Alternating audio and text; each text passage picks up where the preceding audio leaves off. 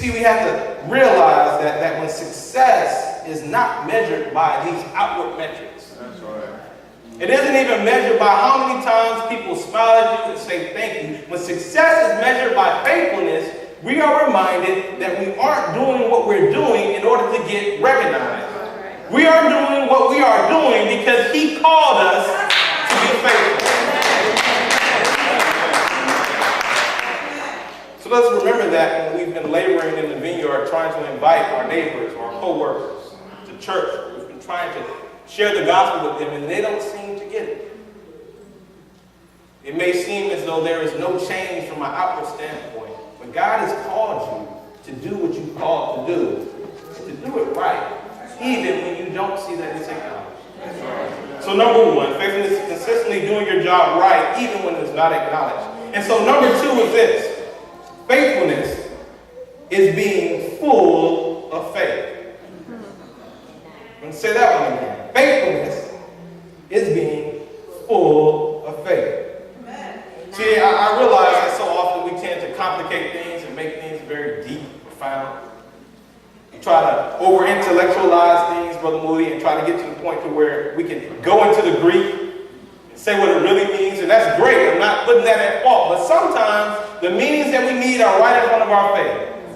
To be faithful means to be full of faith. Well, think about it. To be wonderful means that something is full of wonder. If I am grateful, that means I am full of gratefulness. And so, to be faithful must mean that I am full of faith. We must be full of faith to consistently do our job. And I think that this has been nowhere more crystallized than in the calling and the life of Abraham.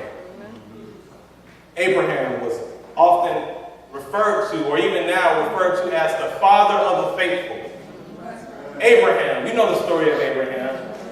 He was told by God that he will be made into a great nation, as many as the stars in the sky, Abraham, so will your descendants be. But Abraham often began to kind of wonder how that would work out. God, I don't even have a son.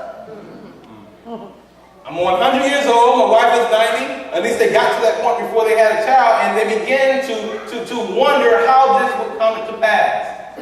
But Abraham, who God had already called from his comfort zone, from his place of his family, to travel to a place that he would show them, now had to trust God to deliver him a son.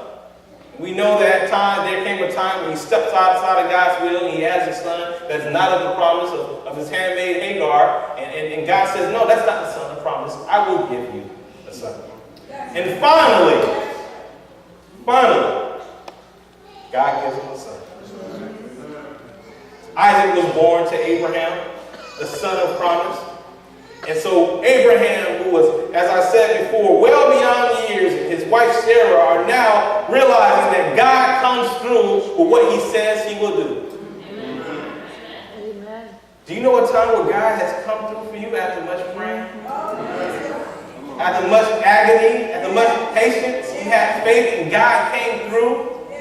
Can I get a witness to God being faithful in that situation?